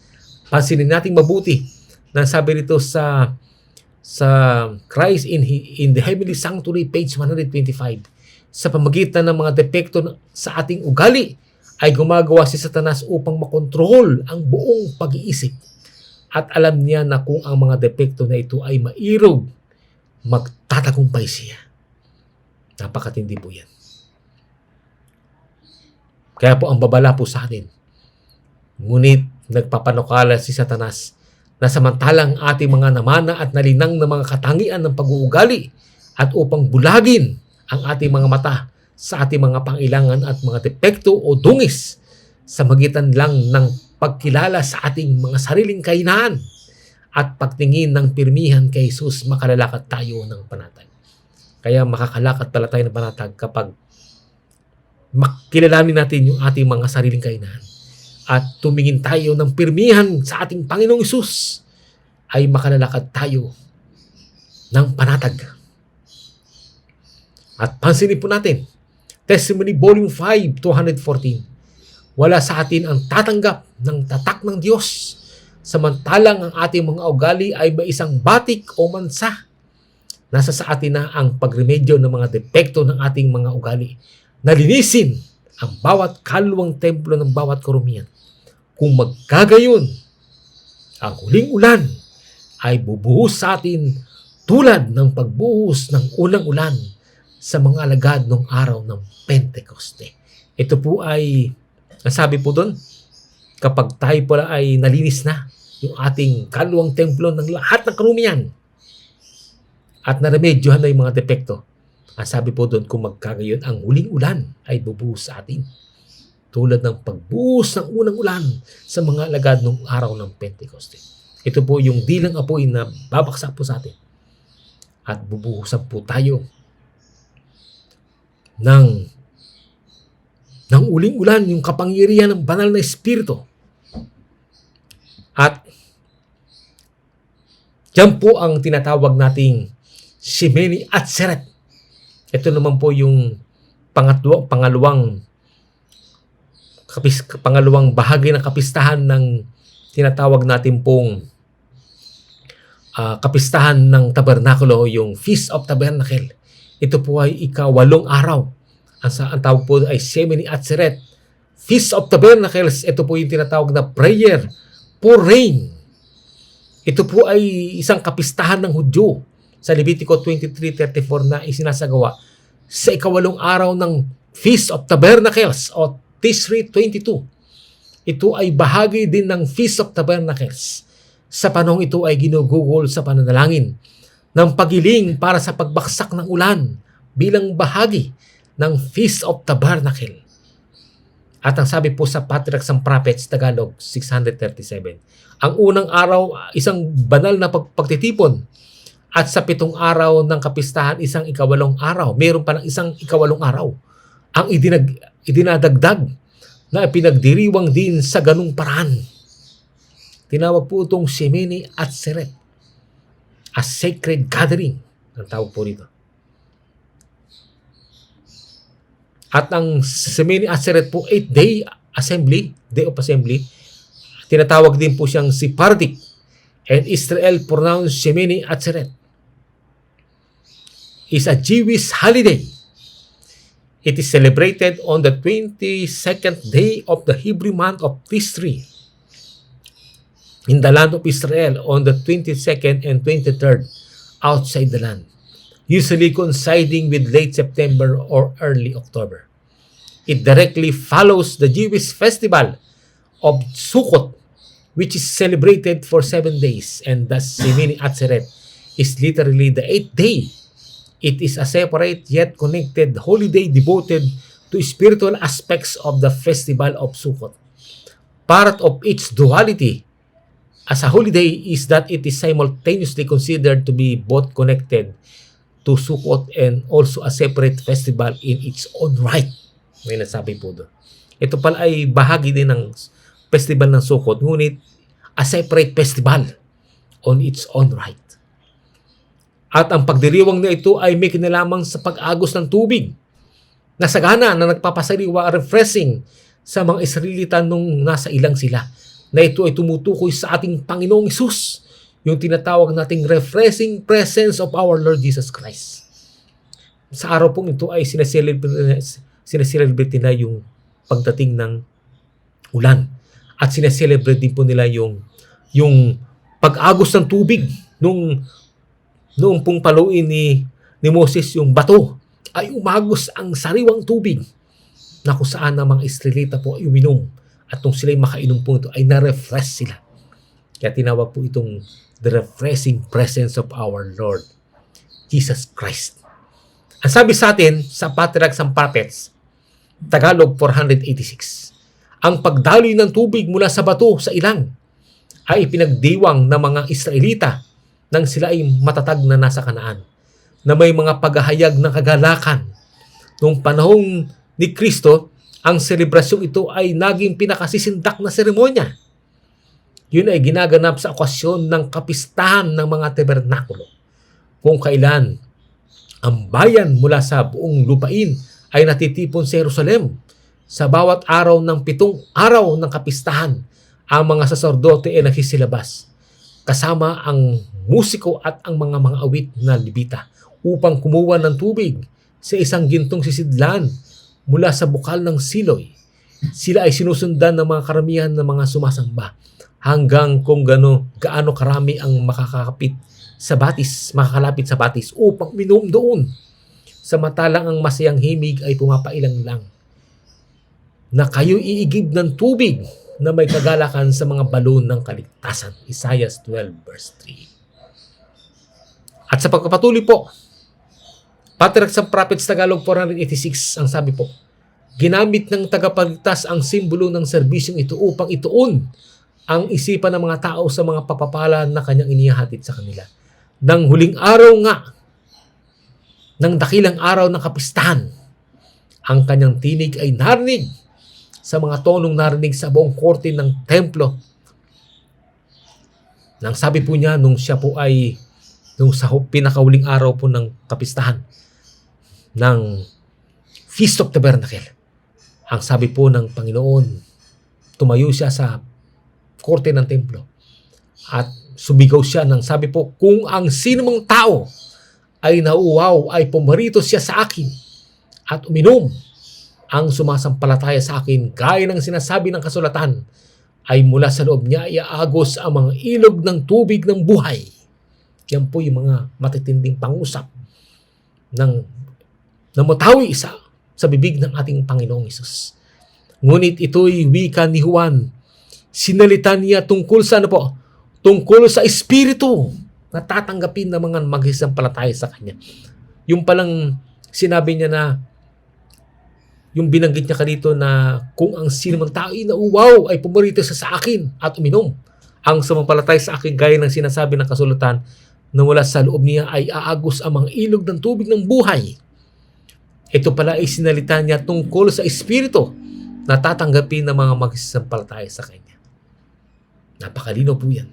1:7:37-39. Ito po yung tinatawag na yung tatanggapin nila.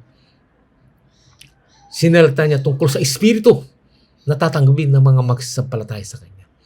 Ang nakapagpapapreskong tubig na bumubukal sa isang tuyo at tigang na lupa at nagpapabulaklak sa ilang at dumadaloy upang magbigay ng buhay sa naghihingalo ay isang larawan ng biyaya ng Diyos na si Kristo lamang ang makapagkakaloob at siyang tubig ng buhay naglilinis, nagpapapresko at nagpapasigla sa kaluluwa. Kaya tinatawag po yung refreshing presence of our Lord Jesus Christ. Sapagkat ito po ay isinagawa sa panahon ng Semeni at Seret. At kung saan ang Panginoong Jesucristo ay tumayo sa buong korte ng templo at sumigaw nang sabi po niya, kung ang sinumang tao na uwaw at ay pumarito siya sa akin at uminom, ang sumasampalataya sa akin, gaya ng sinasabi ng kasulatan, ay mula sa loob niya ay aagos ang mga ilog ng tubig ng buhay. Kaya ang Panginoong Jesus pala ay tinatawag na naglilinis, nagpapapresko at nagpapasigla sa kaluluwa. Yan po yung message ng Panginoon. May kinalaman po yan sa tatanggapin ng mga manampalataya. Ito po yung pagbubuhos ng kapangyarihan ng banal na Espiritu. At ang sabi sa atin sa pagpapatuloy, Patriarch ng Prophets Tagalog 486, siya na tinatahanan ni Kristo sa puso niya ay merong hindi napuputol na bukal ng biyaya at lakas. Pinasasaya ni Jesus ang buhay at nililiwanagan ang landas ng tunay na umahanap sa Kanya. Ang Kanyang pag-ibig na tinanggap sa puso ay sisibol sa pamamagitan ng mabubuting gawa ukol sa buhay na walang hanggan. At hindi lamang nito pinagpapala ang kaluluwa na tinubuan nito, kundi ang batis ng buhay ay dadali sa pamamagitan ng mga salita at mga gawa ng katwiran upang pasiglahin ang mga nauuhaw sa paligid niya. Patriarchs and Prophets, Tagalog 486. At saan po ito kumakatawan? Ito po ay kumakatawan sa pagbubuhos ng kapangyarihan ng uling-ulan bilang bahagi ng pagtatapos ng gawain ng Diyos. At ang sabi sa L. Writings, Tagalog 353, itinuro ako hanggang sa panahon ng ang pabalita ng ikatlong anghel ay nagtatapos na. Sabihin, kapag nagtatapos na yung gawain ng Panginoon, ang kapangyarihan ng Diyos ay lumapag sa kanyang bayan. Naganap nila ang kanilang gawain at naghahanda para sa oras ng pagsubok na nasa unahan nila. Natanggap nila ang huling ulan o ang panahon ng kaginawahan mula sa harapan ng Panginoon. Natanggap nila ang huling ulan o ang panahon ng kaginawahan mula sa harapan ng Panginoon. Yung palang yung kapistahan pong yun ay tumutukoy po sa pagbubuhos ng huling ulan o yung tinatawag na ang panahon ng kaginawahan mula sa harapan ng Panginoon. At kailan magaganap ang Semini at Seret o ang pagbubuhos ng kapangyarihan ng banal na Espiritu? Ang sabi sa Selected Message Book 1, 1011, bago magsara ang gawain at ang pagtatak ng bayan ng Diyos ay matapos, tatanggap tayo ng pagbubuhos ng Espiritu ng Diyos. Napakatindi po yan. At sa Evangelism 702, at mababasa natin sa Selected Message Book 1, 191, walang sino man sa atin ang tatanggap ng tatak ng Diyos, samantalang ating karakter ay may dumi o mansa. Nasa sa atin na nalunasan ang mga depekto sa ating mga karakter, nalinisin ang kaluluwang templo ng bawat karumihan. Kung magkagayon, ibubuhos sa atin ang huling ulan, tulad ng bumuhos ang unang ulan sa mga alagad noong araw ng Pentecoste. At sabi sa Testimony Volume 1, 187, those who come up to every point and stand every test and overcome, be the price what it may, have heeded the counsel of the true witness, and they will receive the latter rain and thus be fitted for translation. Sa Tagalog po, yaong pumaroon sa o naunawaan ang bawat punto at nakatayo sa bawat pagsubok at nalagumpay anuman ang maging halaga nito. Nakinig sa o inintindi ang payo ng totoong saksi, ang Panginoong Hesus, at sila ay tatanggap ng huling ulan. At sa ganito'y ay magiging angkop para sa paglipat sa langit. Ang sabi sa Testimony Volume 1, 353, it is the latter rain which revives and strengthens them to pass through the time of trouble. Nakatala din po yan sa Bible Commentary Volume 7, 984. Sa Tagalog po, ang huling ulan ang bumubuhay o nagpapasigla at nagpapalakas sa kanila na makadaan o makalagpas sa panahon ng kabagabagan. Napakalino po.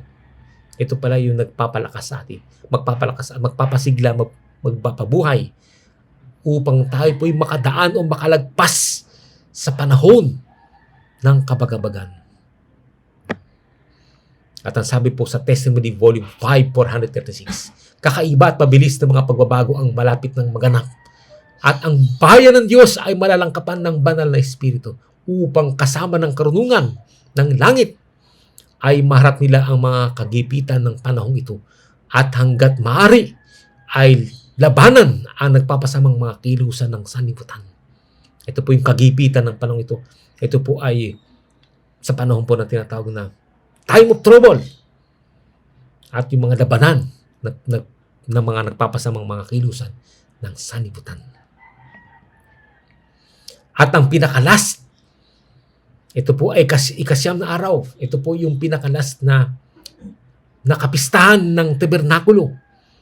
Yung tinatawag na Shimkat Torah, the last day of Sukkot, Feast of Tabernacles, the final harvest. Ang sabi sa atin sa isang aklat ni Ellen G. White, SS, page 19, the chosen for the dedication was the Feast of Tabernacles. This feast was preeminently an occasion of rejoicing, the labors of the harvest being ended. Ito po ay yung sa katapusan ng harvest. The people were free from care and could give themselves up to the joyous influences of the hour. Ano po itong tinatawag na Simchat Torah? Ito po ang pinakauli na kapistahan sa Hebreo na pinagdiriwang pagkatapos ng Shemini Atzeret tuwing Tisri 23. Sa panahong ito ay tinatawag na Final Harvest o Last Day of Sukkot. Ito ay pinagdiriwang ng pagtatagumpay ang pagparito po ng ating Panginoong Hesus. Kaya yung Simchat Torah, ito pala ay tumutukoy sa pagtatagumpay o sa pagparito ng ating Panginoong Hesus. Ang sabi sa Patriarchs and Prophets, Tagalog 638, ang kapistahan ng mga tabernakulo ay hindi lamang isang pag-aalala, kundi isang paglalarawan. Hindi lamang ito tumutukoy sa nakalipas na paglalakbay sa ilang, kundi sa kapistahan ng pag-aani. Ipinagdidiwang nito ang huling araw ng dakilang pagtitipon ng mga bunga ng lupa at tumutukoy sa dakilang araw ng huling pagtitipon kapag sinugo ng Panginoon ng pag-aani ang kanyang mga tagapag-ani upang tipunin ang mga damong ligaw na susunugin at ang mga trigong sa kanyang bangan. Sa panahon iyon, ang lahat ng masama ay pupuksain at sila'y magiging wari bagang sila'y hindi nangabuhay. Obadiah 16. At ang bawat tinig sa buong sangsinukob ay magsasama-sama sa isang masayang pagpuri sa Diyos. Wika ng revelador, ang bawat bagay na nilalang na nasa langit at nasa ibabaw ng lupa at nasa ilalim ng lupa at nasa ibabaw ng dagat at lahat ng mga bagay na nangasa mga ito ay narinig kong nagsasabi sa kanya na nakaupo sa luklukan at sa kordero ay ang pagpapala at kapurihan at kalulatian at paghahari magpakailanman. Napakatindi po ito. Ito na po yung tinatawag na rejoicing, the day of rejoicing. At ang sabi po sa pagpatuloy po, ang bayan ng Diyos ay nagpupuri sa Diyos sa kapistahan ng mga tabernakulo. Samantalang kanilang inaalala ang kanyang kahabagan sa pagliligtas mula sa Ehipto at ang kanyang mapagmahal na pangangalaga sa kanila sa panahon ng kanilang buhay, manglalakbay sa ilang. Sila ay nagagalak rin sa pagkapatid, sa pagpatawad at pagtanggap sa katatapos lamang na serbisyo sa araw ng pagtubos. Subalit kapag ang nautubos ng Panginoon ay ligtas ng natipon sa makalangit na Kanaan, ito po yung tinatawag na final harvest. Sabihin ay natipon na. Dadali na sa makalangit na Kanaan habang panahon ng iligtas mula sa pagkakalipin sa sumpa. At dahil doon, ang buong nilalang ay humihibig at nagdaramdam na may kahirapan na kasama natin ngayon hanggang ngayon. Roma 8:22. Sila'y magagalak na may kagalakang hindi mabigkas at puno ng kalulatian. Kapag naganap iyon, ay tapos na ang dakilang gawain ng pagtubos ni Kristo para sa tao at ang kanilang mga kasalanan ay panghabang panahon ng napawi. Dito po yung tinatawag na pagtatapos, yung tapos na ang dakilang gawain ng pagtubos ni Kristo para sa tao at ang kanilang mga kasalanan ay panghabang panahon ng napawi. Kaya sabi sa atin sa L Writings Tagalog 362, di nagtagal, lumitaw ang malakit maputing alapaap na doon nakaupo ang anak ng tao. Nang ito ay unang lumitaw sa malayo.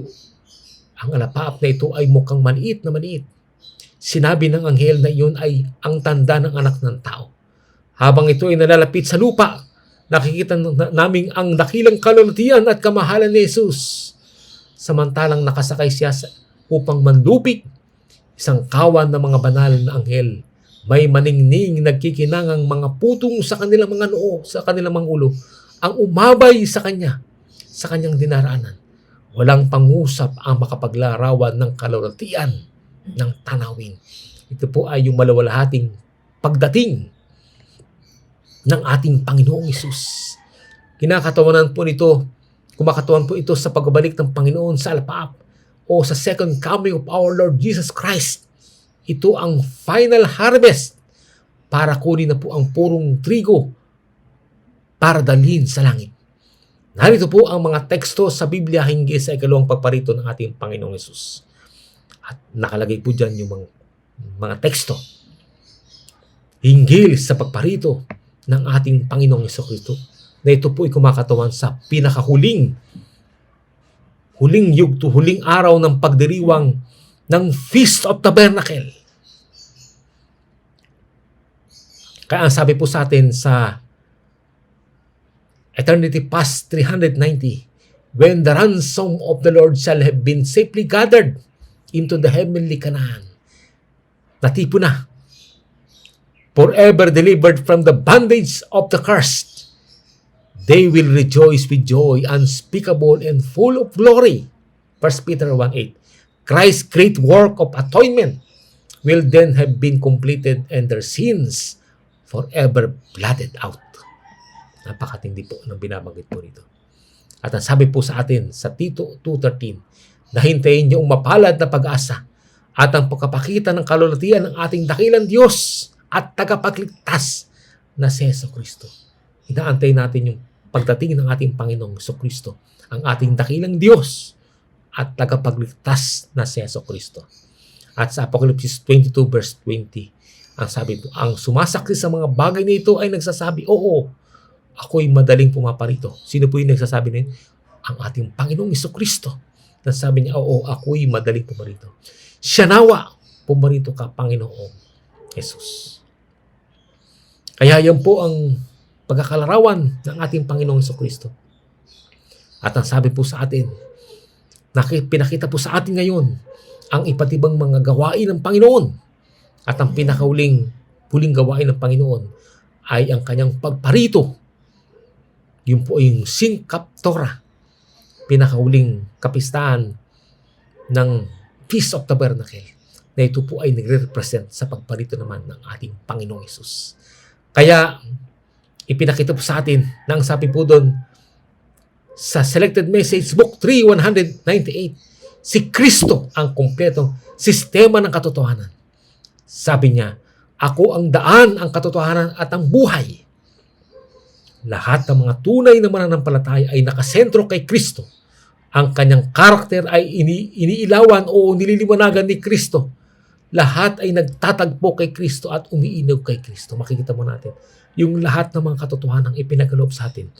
Yung mga feast, kapistahan, sa banal na kasulatan. Ang lahat po yan ay tumutukoy sa iba't ibang gawain ng Panginoong Jesucristo. Mula nang isa ipako sa krus ng Kalbaryo hanggang sa isa dumating sa ikalawa. Kaya, ang sabi po sa atin sa isang aklat po, CE, page 62, the great truths of set forth by the types were brought to view and faith grasps the central object of all that system, the Lamb of God that was to take away the sins of the world. Sa Tagalog po, ang mga dakilang katotohanan na inilatag ng mga anino. Ito po yung mga anino, yung mga kapistahan at mga seremonya sa sanktuaryo ay dinala para makita at hinawakan ng panampalataya ang sentrong layunin ng lahat ng sistema. Ang kordero ng Diyos na nag-aalis ng kasalanan ng sanlibutan. Yung pala ang sentrong layunin ng lahat ng sistema. Ang kordero ng Diyos na nag-aalis ng kasalanan ng sanlibutan. Ang ating Panginoon Jesucristo pala ang pinaka-central object ng lahat ng mga kapistahan ito at lahat ng mga seremonyang ginagawa sa sanktuaryo.